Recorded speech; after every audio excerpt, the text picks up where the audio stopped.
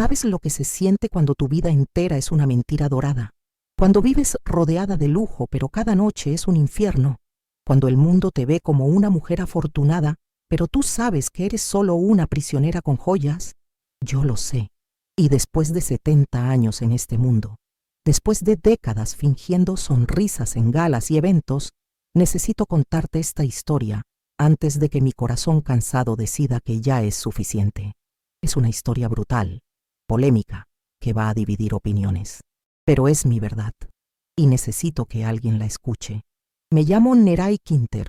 Vivo en un ático modesto en las afueras de la ciudad, lejos del brillo y las luces que una vez fueron mi cárcel dorada. Tengo un temblor fino en la mano izquierda, secuela de años de ansiolíticos que me daban para mantenerme tranquila.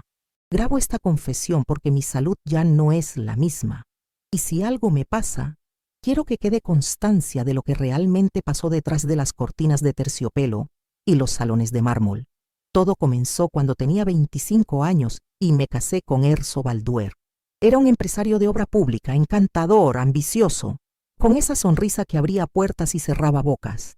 Parecía el hombre perfecto, exitoso, respetado, con un futuro brillante por delante. Y yo era joven, ingenua, deslumbrada por las promesas de una vida de cuento de hadas. Al principio todo fue exactamente como había soñado. Erso me llenó de regalos, de atenciones, de promesas de amor eterno. Vivíamos en una mansión en el barrio más exclusivo de la ciudad, con jardines que parecían salidos de una revista, con personal de servicio que atendía cada uno de nuestros caprichos. Yo tenía vestidos de diseñador, joyas que brillaban como estrellas, un auto con chofer que me llevaba a donde quisiera ir.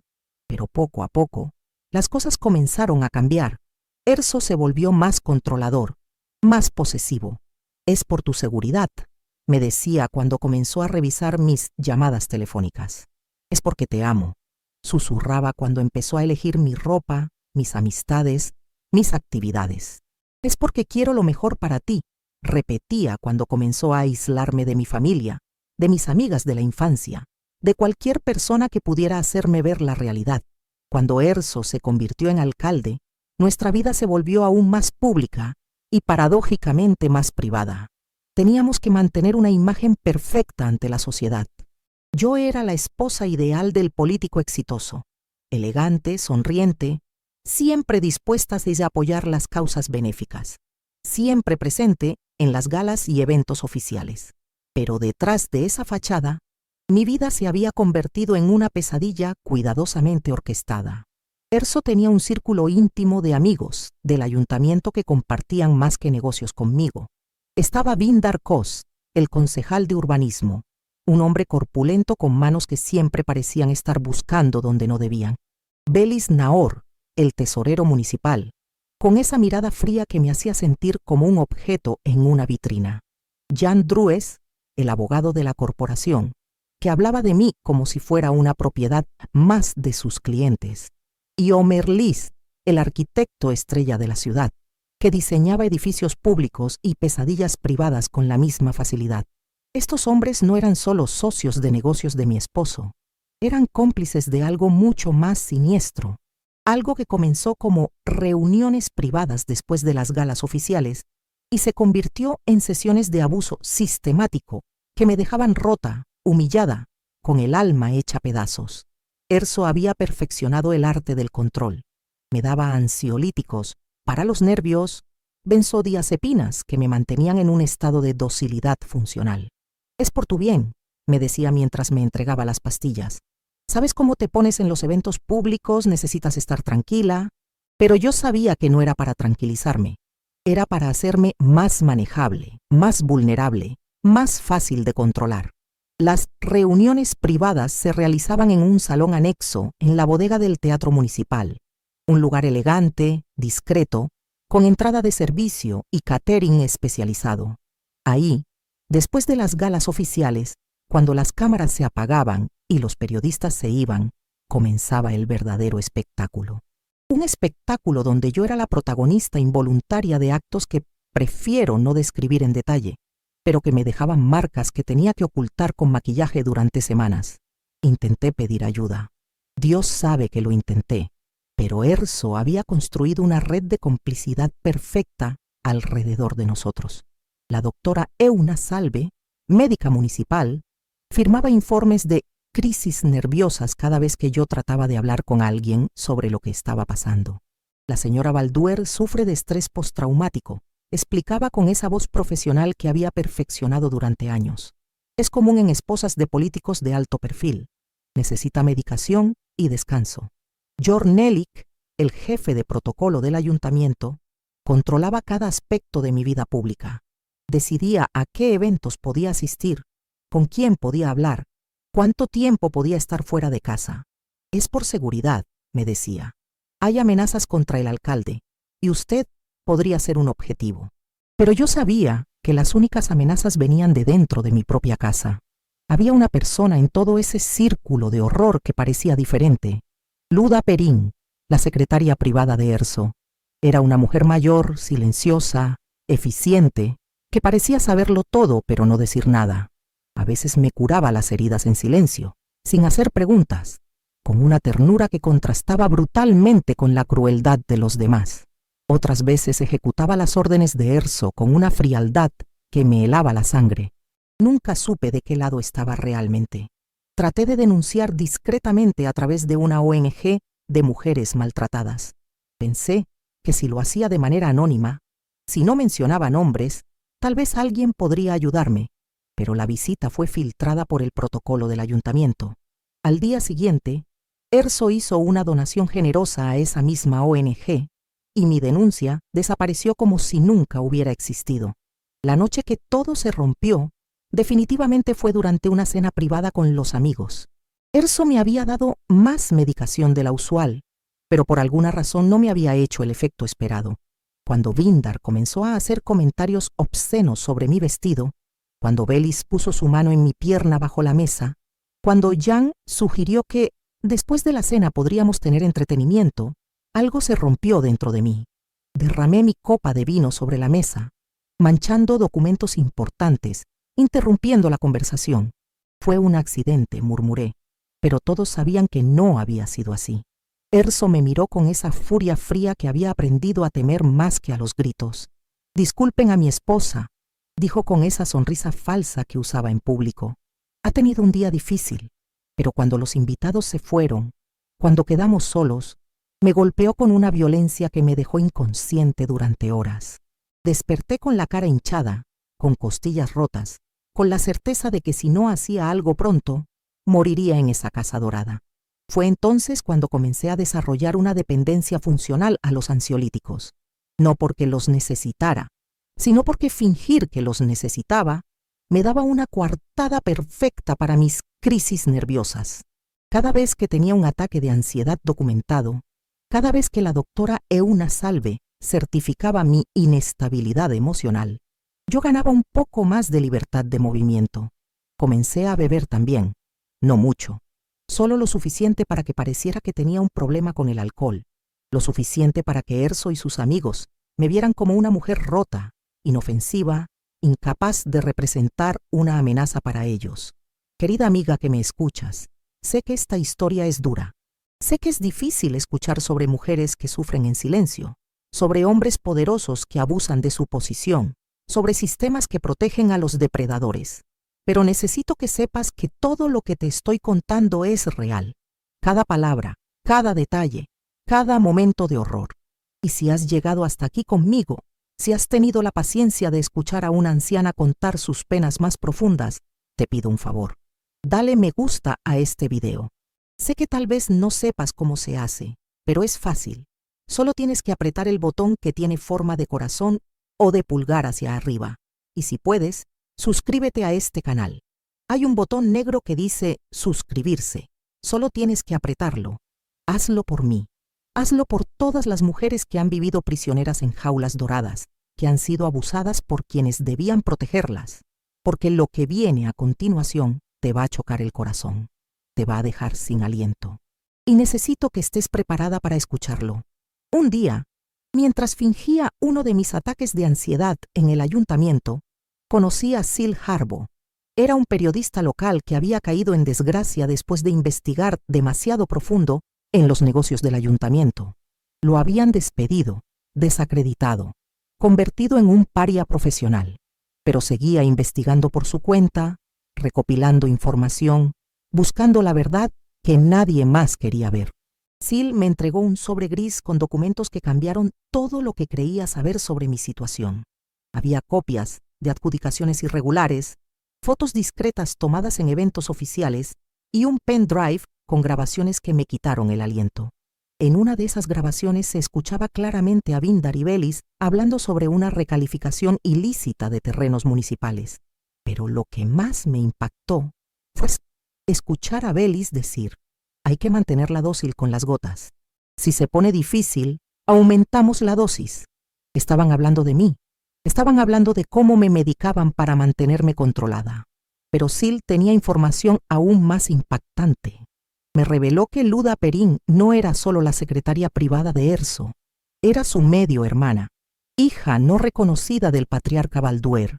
Su lealtad hacia Erso no era profesional, era familiar, pero también me explicó que esa misma lealtad familiar la había convertido en testigo de secretos que la atormentaban.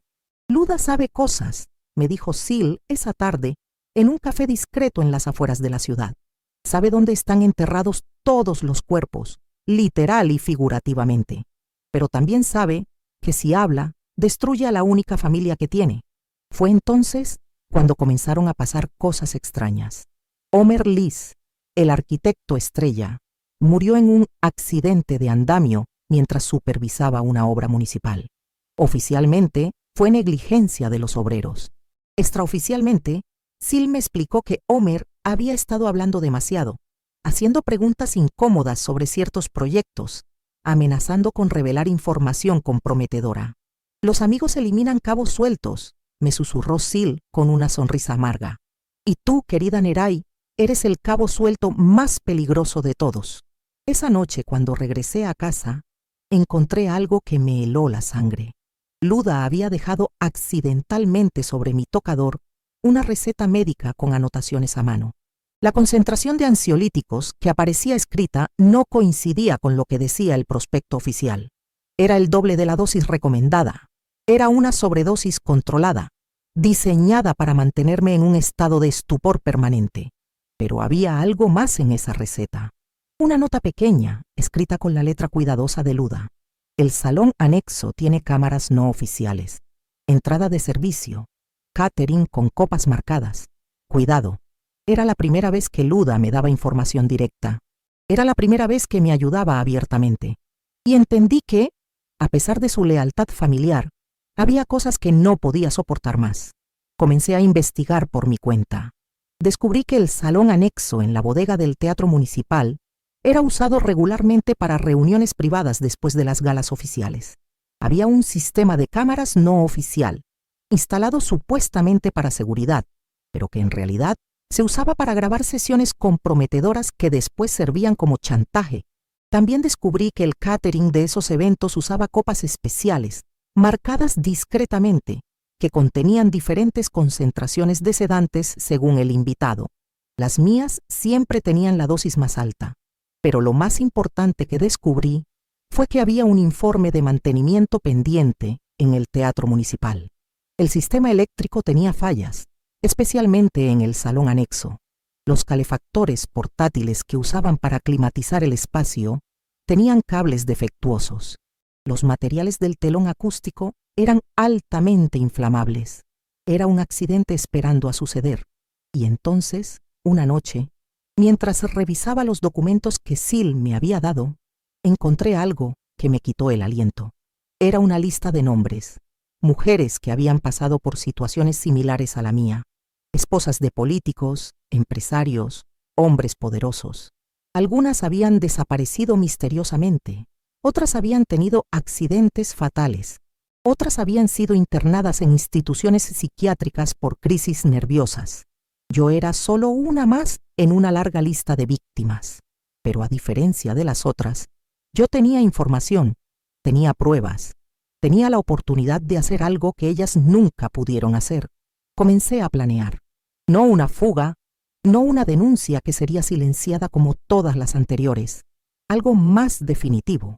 Algo que garantizara que nunca más podrían lastimar a otra mujer como me habían lastimado a mí. Primero, dejé de tomar los ansiolíticos reales. Los sustituí por placebos que conseguía a través de contactos de Sil. Pero seguí fingiendo los efectos. Seguí actuando como la mujer rota y medicada que ellos esperaban ver. Mientras tanto, mi mente se aclaraba, mi determinación se fortalecía, mi plan se perfeccionaba. Segundo, comencé a documentar todo. Con la ayuda de Sil, instalé micrófonos diminutos en el salón anexo. Grabé conversaciones, reuniones, sesiones de abuso. Recopilé pruebas suficientes para destruir no solo a Erso y sus amigos, sino a toda la red de corrupción que habían construido durante años. Tercero, estudié cada detalle del teatro municipal, los planos, los sistemas eléctricos, las rutas de evacuación, los protocolos de seguridad. Memoricé horarios, rutinas, patrones de comportamiento. Me convertí en una experta en el lugar que había sido mi infierno durante tantos años. Y entonces llegó la oportunidad perfecta. El ayuntamiento organizó una gala benéfica especial, un evento de recaudación de fondos para víctimas de violencia doméstica. La ironía era tan cruel que casi me hizo reír, pero también era la coartada perfecta para lo que tenía planeado. La noche de la gala, todo salió exactamente como había previsto. Los invitados llegaron elegantes, sonrientes, listos para fingir que se preocupaban por las víctimas de abuso, mientras ellos mismos eran los abusadores. Yo llegué con mi vestido de gala, mis joyas brillantes, mi sonrisa perfecta. Nadie sospechó que esa sería la última vez que me verían como la esposa sumisa del alcalde. Durante la cena oficial, actué como siempre, dócil, medicada, inofensiva. Bebí mi copa marcada, fingí los efectos de la sedación, permití que Erso me presentara como su querida esposa que tanto ha sufrido por sus problemas nerviosos. Los invitados me miraron con esa mezcla de lástima y desprecio que había aprendido a reconocer durante años. Pero cuando terminó la cena oficial, cuando los invitados regulares se fueron y solo quedaron los amigos, para la reunión privada en el salón anexo, mi plan se puso en marcha. Había sustituido discretamente las etiquetas de los ansiolíticos por placebos para mí, pero había dejado intactas las copas de los hombres. Esta vez, ellos serían los que estarían sedados, vulnerables, incapaces de reaccionar rápidamente ante una emergencia. También había deshabilitado discretamente el sistema de cortafuegos desde el cuadro eléctrico del teatro. Era algo que podía hacer fácilmente durante una de mis crisis nerviosas en el baño, cuando nadie me prestaba atención. El informe de fallas que había estado archivado durante meses me daba la coartada perfecta. Cuando llegamos al salón anexo, todo parecía normal. Las copas especiales estaban preparadas, las cámaras no oficiales estaban grabando, los hombres estaban relajados y confiados. Pero esta vez yo estaba completamente sobria, completamente consciente, completamente preparada para lo que iba a pasar. Esperé hasta que la sedación hiciera efecto en ellos. Esperé hasta que estuvieran lentos, confundidos, incapaces de pensar con claridad. Y entonces, con la excusa de ir al baño, salí del salón y puse en marcha la parte final de mi plan. El calefactor portátil que habían traído para climatizar el espacio tenía un cable que yo había pinzado discretamente durante la tarde. Cuando lo conecté cerca de las cortinas acústicas, que había rociado previamente con aerosol inflamable del catering, sabía exactamente lo que iba a pasar. El cortocircuito fue inmediato. Las chispas saltaron hacia las cortinas tratadas, que se prendieron como papel seco. El fuego se extendió rápidamente por el salón, alimentado por los materiales inflamables y la falta de ventilación adecuada. Corrí hacia la puerta de servicio, la única salida del salón anexo, y la trabé discretamente con un tope que parecía haber sido puesto ahí por accidente. Arrimé mobiliario pesado que bloqueaba parcialmente la salida, haciendo que la evacuación fuera más lenta, más difícil. Los gritos comenzaron casi inmediatamente. Primero confusión, luego pánico, luego desesperación. Bindar y Belis, los más sedados, no lograron reaccionar a tiempo. El humo los venció antes de que pudieran encontrar la salida. Erso y Jan lograron escapar, pero con quemaduras graves y secuelas respiratorias que los marcarían para siempre. Yo salí por la entrada principal del teatro, gritando pidiendo ayuda, actuando como la esposa desesperada que había perdido a su marido en un terrible accidente. Nadie sospechó de mí. ¿Cómo iban a sospechar de una mujer medicada, frágil, que había sido víctima de abuso durante años? Cuando llegaron los bomberos, ya era demasiado tarde para Vindar y Belis. El salón anexo era una hoguera que había consumido no solo sus vidas, sino también las cámaras no oficiales, los documentos comprometedores, toda la evidencia de lo que realmente había estado pasando ahí durante años. Pero yo había sido más inteligente que eso. Antes del incendio, había enviado copias de todas las pruebas que había recopilado a la prensa regional y a la Fiscalía Autonómica. El paquete llegó con sello de tiempo de antes del siniestro, lo que me convertía en una denunciante previa, no en una sospechosa. El peritaje determinó que había sido un accidente causado por fallas eléctricas, el calefactor portátil defectuoso, los materiales inflamables del telón acústico, la falta de mantenimiento adecuado. Todo encajaba perfectamente. Demasiado perfectamente para ser otra cosa que un accidente anunciado. La investigación por corrupción se abrió inmediatamente después de que salieran a la luz las adjudicaciones irregulares. Erso perdió el cargo de alcalde y acabó imputado por corrupción urbanística. Jan, con secuelas respiratorias permanentes, fue inhabilitado para ejercer la abogacía. La doctora Euna Salve se jubiló anticipadamente cuando se descubrieron sus informes fraudulentos.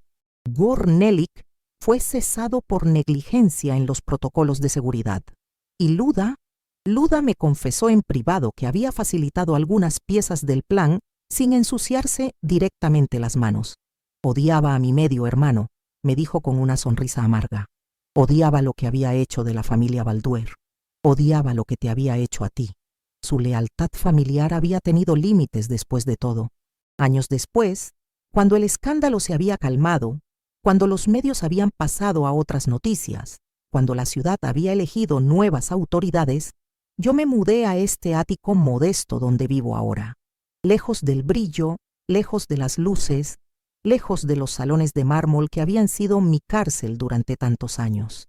Erso murió en prisión hace 3 años. Un infarto, dicen. Jan sigue vivo, pero con problemas respiratorios crónicos que lo mantienen conectado a un tanque de oxígeno. La doctora Euna Salve vive en una residencia geriátrica, con demencia senil que la hace olvidar sus propios crímenes.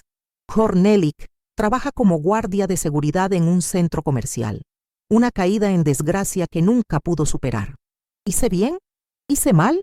Esa es una pregunta que cada quien debe responder por sí mismo. Yo no me arrepiento de nada. Ellos me robaron años de mi vida. Me humillaron, me torturaron, me violaron, me trataron como un objeto de su propiedad. Me medicaron para mantenerme dócil. Me aislaron para mantenerme indefensa. Me chantajearon para mantenerme silenciada. Yo solo moví el aire para que la justicia llegara oliendo a humo. Solo creé las condiciones para que sus propias negligencias los destruyeran. Solo aceleré un proceso que ellos mismos habían puesto en marcha con su arrogancia y su crueldad. Algunas personas dirán que soy una asesina. Otras dirán que soy una víctima que se defendió. Yo digo que soy una mujer que hizo lo que tenía que hacer para sobrevivir. Una mujer que decidió que era mejor vivir libre con las manos manchadas de sangre que morir prisionera en una jaula dorada. La justicia no siempre llega por los caminos que esperamos. A veces llega oliendo a humo y a cortinas quemadas. A veces llega con el rugido de las llamas que purifican, que limpian, que borran para siempre a quienes no merecen respirar el mismo aire que sus víctimas. El brillo de la ciudad se mantiene con cenizas invisibles. Las galas continúan. Los políticos siguen sonriendo. Los empresarios siguen haciendo negocios. Pero ahora saben que hay límites. Ahora saben que algunas jaulas doradas pueden convertirse en hornos crematorios. Y yo vivo en paz. Vivo sabiendo que salvé a otras mujeres que habrían pasado por lo mismo que yo pasé. Vivo sabiendo que desmantelé una red de corrupción y abuso que había estado operando durante décadas. Vivo sabiendo que hice lo correcto cuando nadie más estaba dispuesto a hacerlo. Y ahora, querida amiga, que me has acompañado hasta el final de esta confesión, te pido otra vez que le des me gusta a este video, que te suscribas a este canal apretando ese botón negro que dice suscribirse. Cuéntame en los comentarios si has vivido algo similar, si tienes alguna historia que quieras que contemos. Todos los días estamos aquí, esperándote con nuevos relatos que te van a dejar sin aliento. Perdóname si este video ha sido muy largo, pero estas historias hay que contarlas al detalle. Necesitaba soltar todo esto ya. Necesitaba este desahogo después de tantos años de silencio. Gracias por acompañarme hasta el final, por escuchar a una anciana que ya no tiene nada que perder y todo que contar. Hasta mañana, querida amiga. Hasta mañana.